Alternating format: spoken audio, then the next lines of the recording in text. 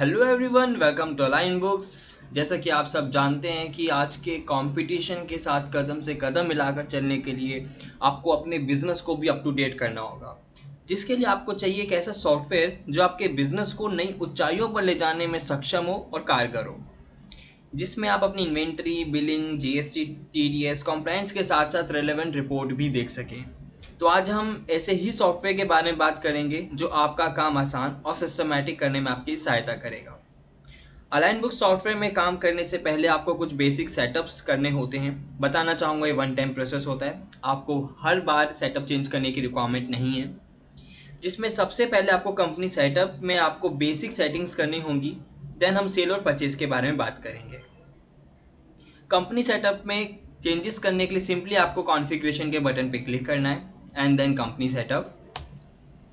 Then यहाँ पर आपको सभी मॉड्यूल्स के अकॉर्डिंगली सभी सेटिंग्स मिल जाती हैं। जैसे कि अगर मैं बात करूँ बेसिक सेटअप की, तो बेसिक सेटअप में आप अपने कंपनी का नेम एंड सभी डिटेल्स को मेंशन करेंगे। जैसे कि सबसे पहला ऑप्शन है नेम का, तो यहाँ पे आपको आपकी कंपनी का नेम मेंशन करना होगा, आपकी कंपनी का लोगो।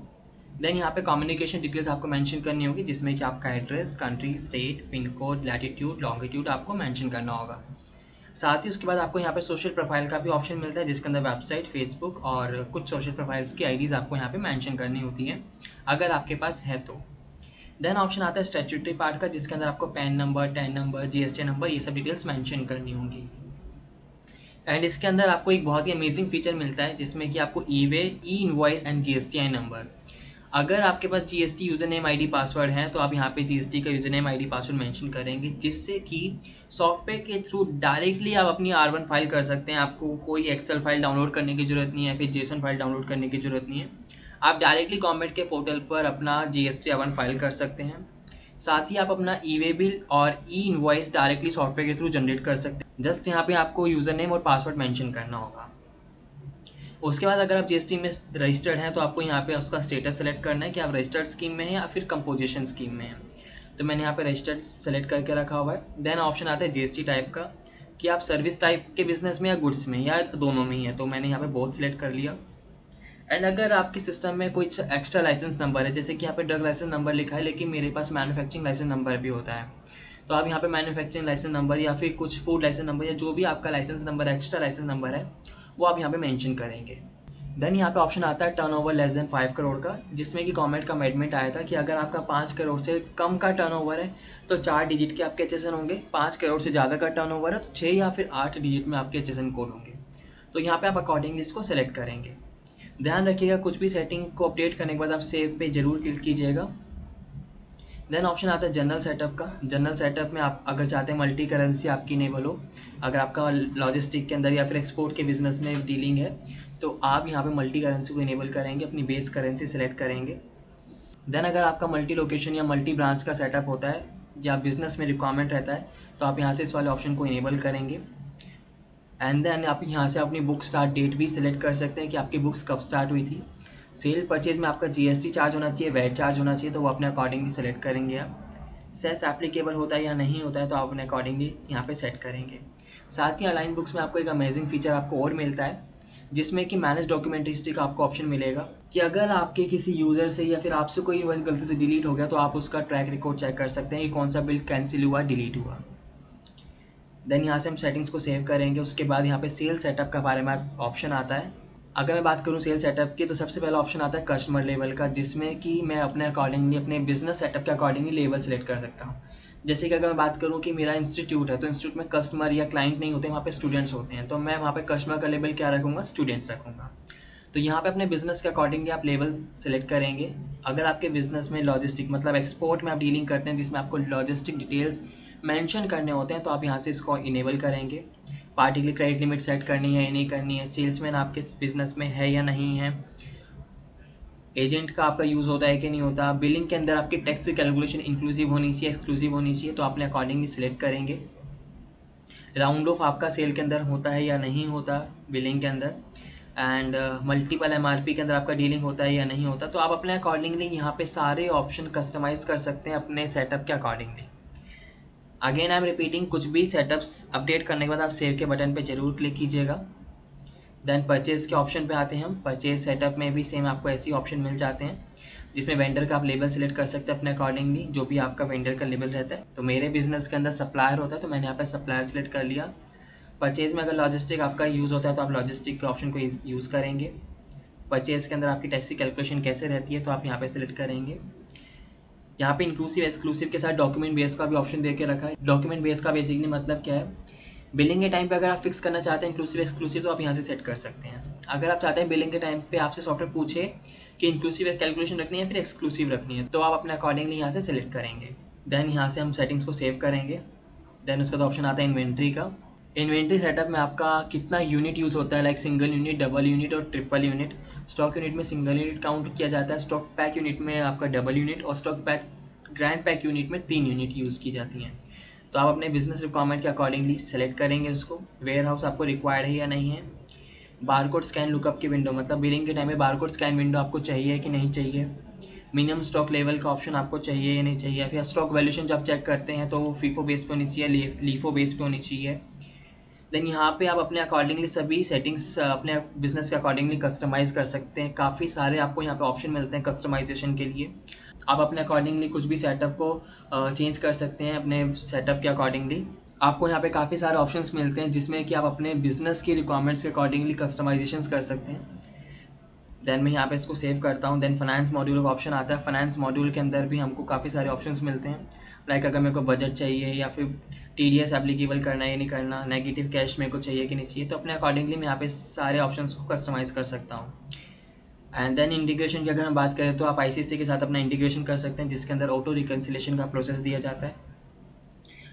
अगर मैं और इंटीग्रेशंस की बात करूँ तो इंडिया मार्ट, रेजर पे, पेटीएम, अमेजॉन, शॉपिफाई, TDS या फिर अलाइन बुक्स और GST, एक्सप्रेस GST के आपको ऑप्शंस मिलते हैं। तो अगर आप यहाँ पे अपने अकॉर्डिंगली इंटीग्रेशंस करवा सकते हैं अपने सेटअप के अकॉर्डिंगली, तो इससे आपका बहुत ज़्यादा टाइम बचने वाला है और आपका प्रोसेस बहुत ज़्यादा ईजी होने वाला है।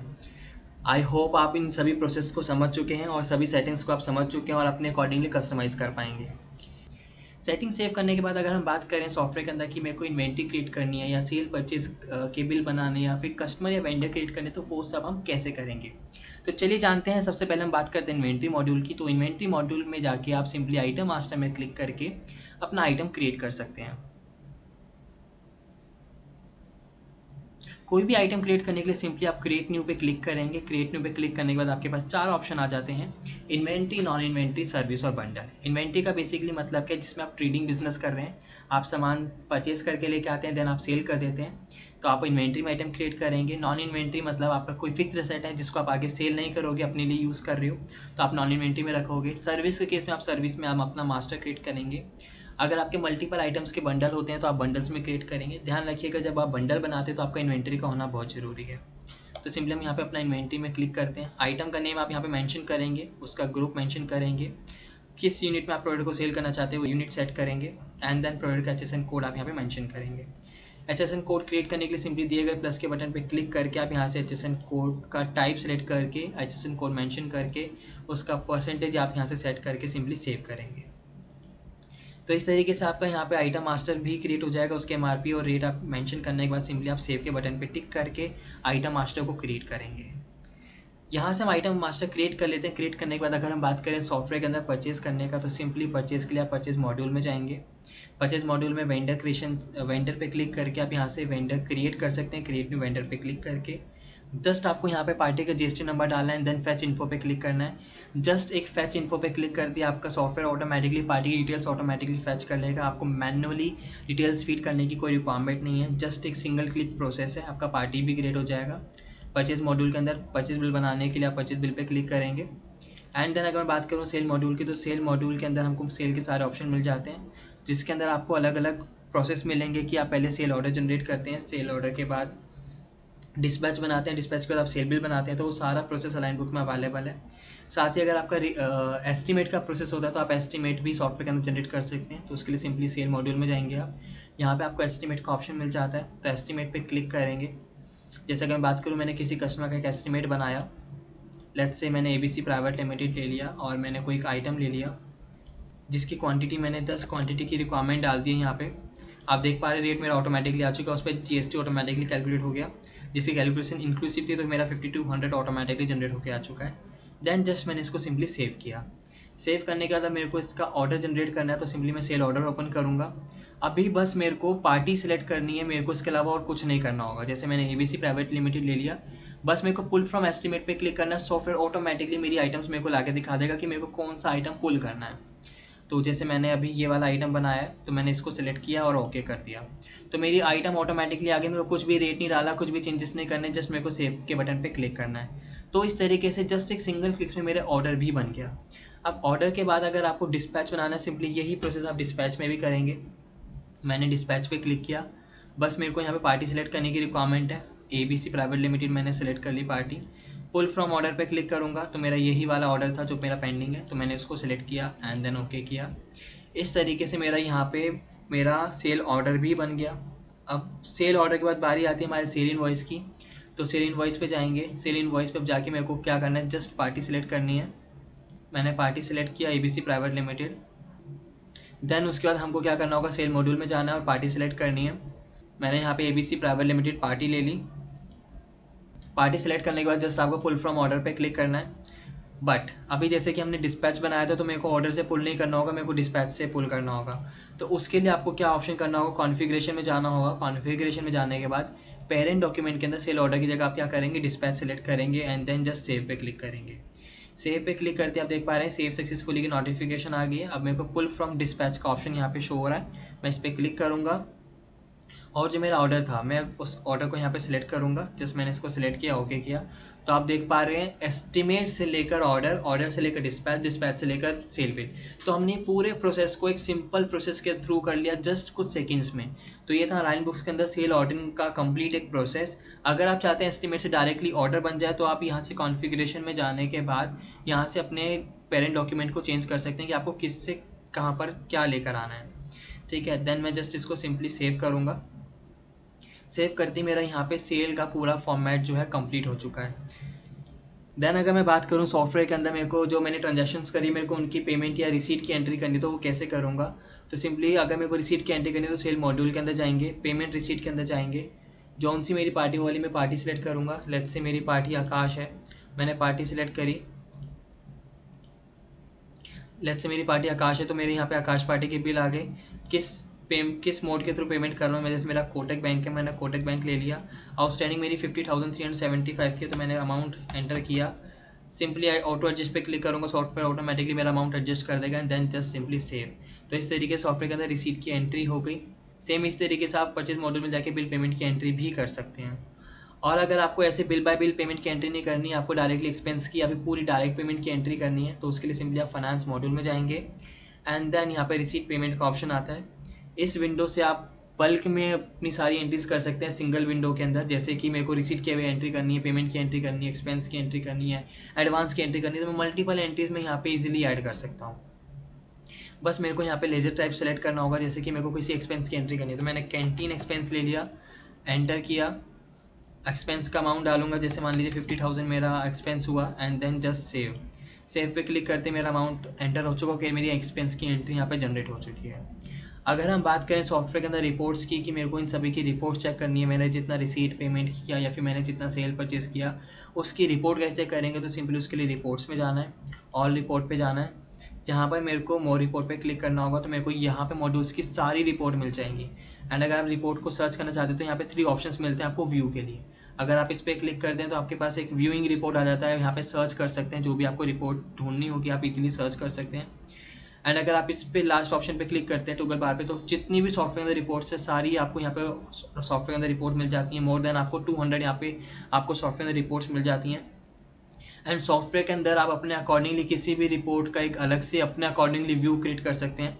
अगर मैं बात करूँ सॉफ्टवेयर के अंदर सेल्स रिपोर्ट की या किसी भी रिपोर्ट की, तो आप यहाँ पे अपने अकॉर्डिंगली अपना व्यू खुद से क्रिएट कर सकते हैं। जिससे उसके लिए आपको किसी भी रिपोर्ट में जाना है, सेटिंग पे जाना है, क्रिएट न्यू व्यू पे क्लिक करना है एंड किसी एक रिपोर्ट से आप कॉपी करना चाहते हैं। जैसे मान लीजिए मैंने डिफ़ॉल्ट को ले लिया और मैंने यहाँ पे कोई एक नई रिपोर्ट का नाम दे दिया। एंड देन आप जो भी रिपोर्ट के अंदर ऑप्शन ऐड करना चाहते हैं, वो सारे ऑप्शन आप यहाँ से ऐड कर सकते हैं। मोर देन 186 आपको ऑप्शन मिल जाएंगे यहाँ पे।